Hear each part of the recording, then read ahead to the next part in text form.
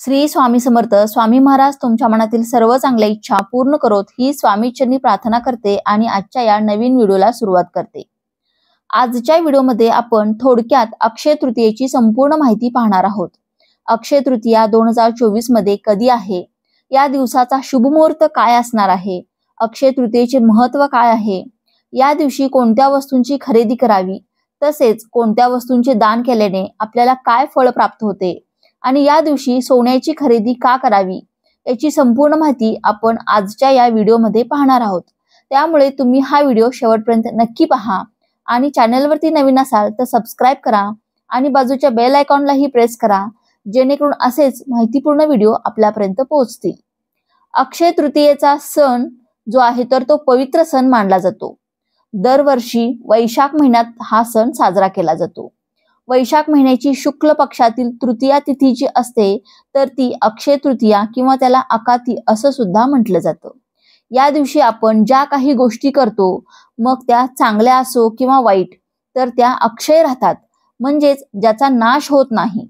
तुम्ही या दिवशी जर चांगलं कर्म केलं तर ते कर्म तुम्हाला आयुष्यभरासाठी तसंच राहणार. परंतु या दिवशी तुम्ही जर काही वाईट गोष्टी केल्या तर त्या सुद्धा आयुष्यभर तशाच राहणार आहेत. त्यामुळे जास्तीत जास्त या दिवशी चांगल्या गोष्टी करण्याचा प्रयत्न करायचा आहे.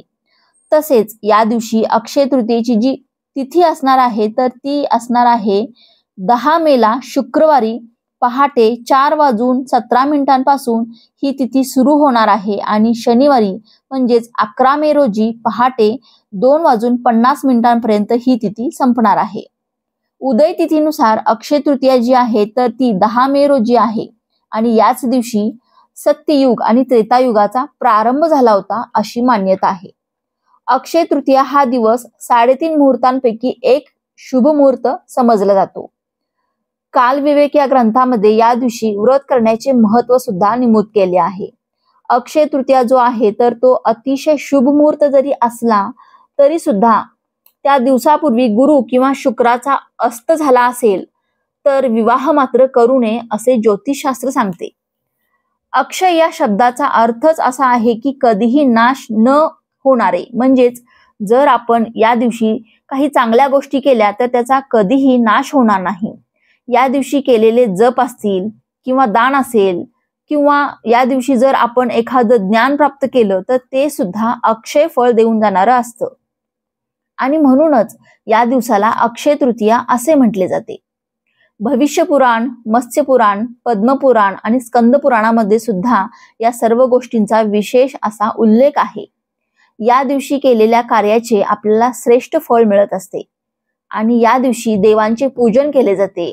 तसेच या दिवशी पितरांचे सुद्धा पूजन केले जाते. या दिवशी आपल्याला पहाटे ब्रह्ममुहूर्तावरती उठून आपले नित्यक्रम आटोपून तुम्ही पूजा करायची आहे, म्हणजे पूजा पाठ हे करू शकता. आता या दिवसाचा शुभ मुहूर्त काय असणार आहे, तसं तर हा 3.5 मुहूर्तांपैकी एक मुहूर्त आहे, म्हणजे संपूर्ण दिवस हा शुभ असतो.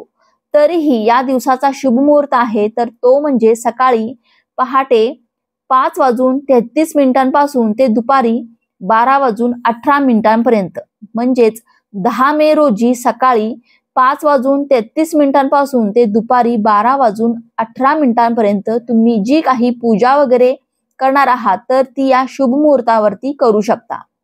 यानंतर अक्षय तृतीयेचे महत्त्व काय असणार आहे तर नर नारायण या 2 देवतांनी पृथ्वीवरती अवतार घेतला होता. या दिवशी जो मनुष्य या दिवशी गंगा स्नान करतो तो सर्व पापातून मुक्त होतो. तसेच याच दिवशी स्वर्गातून पृथ्वीवरती गंगेचे सुद्धा अवतरण झाले होते असे सुद्धा आख्यायिका आहे. तर कृष्णाने युधिष्ठिराला असे सांगितले होते की या तिथीला केलेले दान जे आहे, दान असेल किंवा हवन असेल तर ते क्षयाला जात नाही आणि म्हणूनच या दिवसाला अक्षय तृतीया असे म्हटले जाते. देव आणि पितर यांना उद्देशून या तिथीला काही कर्मे जी आहेत तर ती केली जातात. तर ती सर्व कामे जी आहेत तर ती अविनाशी म्हणजेच अक्षय होतात. तर एवढं महत्त्व या दिवसाला आहे. आता या दिवशी आपण कोणत्या वस्तूंची खरेदी करू शकतो तर ते पाहू. तर या दिवशी सोने, चांदी, घर, वाहन खरेदी, तर अशा ज्या काही गोष्टी आहेत तर त्या तुम्ही खरेदी करू शकता, म्हणजेच मोठ्या वस्तूंची खरेदी करू शकता. त्यासोबतच देवघरातील साहित्य जसं की श्रीयंत्र असेल, कवड्या असतील किंवा चांदीच्या वस्तू जसं चांदीची लक्ष्मीची पावलं असतील, चांदीचा सिक्का, चांदीचा कलश किंवा चांदीचे निरांजन, तर अशा वस्तू तुम्ही खरेदी करू शकता। देवघरामध्ये ठेवण्यासाठी मोरपीस, बासरी तसेच आपल्या मुख्य दरवाजावरती लावण्यासाठी चांदीचे स्वस्तिक सुद्धा तुम्ही खरेदी करू शकता। तर अशा छोट्या मोठ्या वस्तूंची आपण खरेदी करू शकतो। आता या दिवशी आपण काही वस्तू ज्या आहेत तर त्या दान करू शकतो, कारण आपण जर या वस्तूंचे दान या दिवशी केले तर याचे सुद्धा आपल्याला अक्षय पुण्य जे आहे तर ते प्राप्त होत असते। कोणत्या वस्तू दान केल्याने काय फळ मिळते तर ते बघा। अक्षय तृतीयेला पित्रांचे तर्पण केल्याने घरातून गरिबी आणि दरिद्रता निघून जाते। धान्याचे दान केले तर अकाली मृत्यूपासून रक्षण होते। तसेच या दिवशी दही भात दान केल्याने घरातील बाधा नष्ट होते। अक्षय तृतीयेला वस्त्र दान केल्याने घरातील आजारपण दूर होते। विद्यार्थ्यांनी या दिवशी दूध, दही, ताक या गोष्टी दान केल्या तर त्यांची शैक्षणिक क्षेत्रात प्रगती होऊन त्यांना करिअरमध्ये यश मिळते। तसेच या दिवशी कुंकू दान केले तर आपल्या पतीला दीर्घायुष्य लाभते। तसेच विड्याचे पाने दान केल्याने राजकीय क्षेत्रात यश मिळते। या दिवशी नारळाचे दान केल्याने आपल्या पितरांना मुक्ती मिळण्यास मदत होते। तसेच या दिवशी आपण एखाद्याला चप्पल दान केले तर आपल्याला पापातून मुक्ती मिळत असते।